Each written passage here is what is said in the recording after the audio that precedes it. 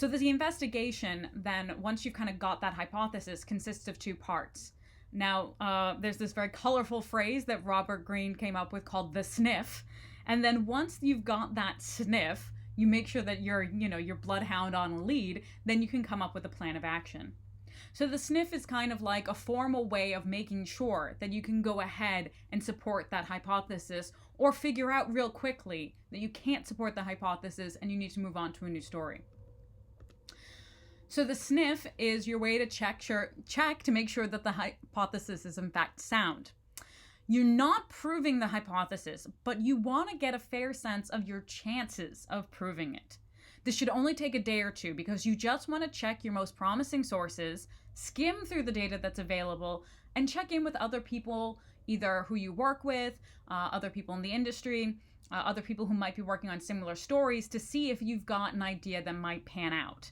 You want to answer two questions. The first big one is there a story there? If there's no story, no real point in pursuing it.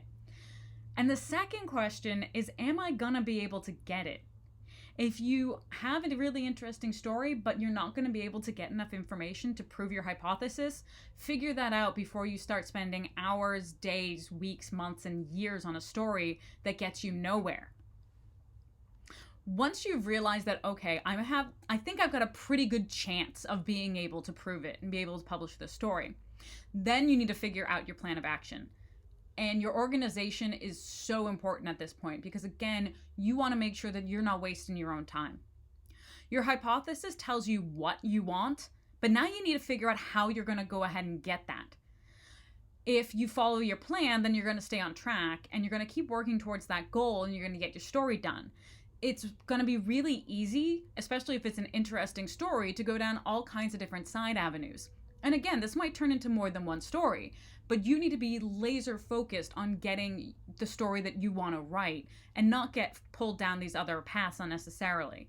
Also, if you come up with a plan of action, you're more likely to get your editor or whoever's in charge of you to let you devote your time, and to them, your time is their money, to your story. So having convinced someone that you can, in fact, go and cover this, well, how do you even start? What should your plan look like? So you might want to think about your sources, and we'll go over sources in more detail in a minute. But when you think about your source, think about who is most likely to be kind of sympathetic to you and give you good information, and who's most likely to give you trouble. Who do you want to go to first, second, and who do you want to save for last? But remember, sources might speak to each other. In fact, if they're in the same organization, they probably will. So if someone might be offended that you went to somebody else before them, keep that in mind. If someone might be on the defensive and you don't want them to be prepared for you, that's another thing to keep in mind. So remember that once you start reaching out to people, you're not going to be doing this in a vacuum. People will know that you're digging into stuff, and especially if it's something that they don't want you digging into, you want to make sure that you cover yourself and you get as much good information as you can. And as well as people sources, we're also going to go over written sources. So what records and data are you going to need? Where are they? Like, what resources do you need in order to get them? A lot of them are online, but some of them are in weird, arcane, archaic databases or actually physical archives that you might need to access. Are they public information? Is it stuff that you'll need specific resources for? Are you going to need a source to get you records and data? How might you get the ones that aren't readily available? And you need to be very clear about, are there records that maybe are confidential and that might be a legal issue if you see, or that you might not be able to publish if you do get your hands on? So start thinking about these things from the beginning, and then you can make contingency plans as you go. So part of that laser focus and part of the wanting to make sure you're clear about what you're doing, like for that particular story, and, acknowledging there might be other stories that are, along the side of your main story. But you want to be clear from the get-go, what is the most that you can hope to prove? And what's the least that you can prove and still get a story out of it? Because again, if you're going to your editor and you're wanting to say, here's my plan, they're going to want to know, well, what happens if none of this pans out?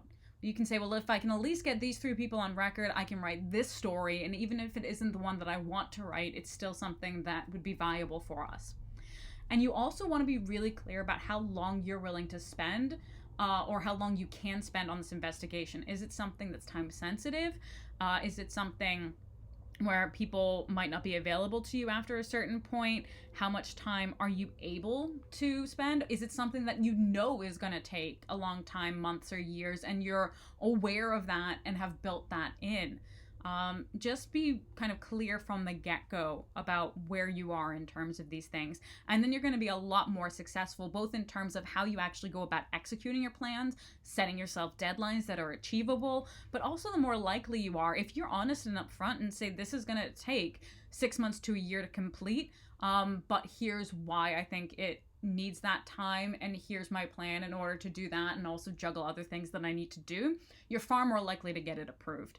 And in the end, whether we like it or not, we are still usually working for somebody else who's paying us to do this work. So you need to make sure that if you think it's really important, that they're going to devote the time, energy, and resources that you need in order to be successful. So just remember that you might need to keep adding to your plan, especially like the first round of interviews. When you start talking to people, you might go, who else should I speak to? They might know who you should speak to, who you would never think of. So you do want some flexibility, but you want to be methodical so that you don't miss anything. And the other thing in terms of asking people, also look at those records and see if they reference other records or if they reference people that you wouldn't think to speak to. Think back to what we talked about in terms of being on a beat when that guy was building up his file from the juvenile court system, and he started to get access to public files. So make sure that you get an idea of what other files relate to each other and how to read them. And, a last note on this, if there are sources who you're trying to protect, make sure you use a code and you use it consistently. Your records can, in fact, be subpoenaed. Police can, in fact, get a warrant to come and take them. So if there is someone who you are protecting, please take that into account and please actually protect them. A lot of people will use code names. Don't then write your code name on another piece of paper that's readily available.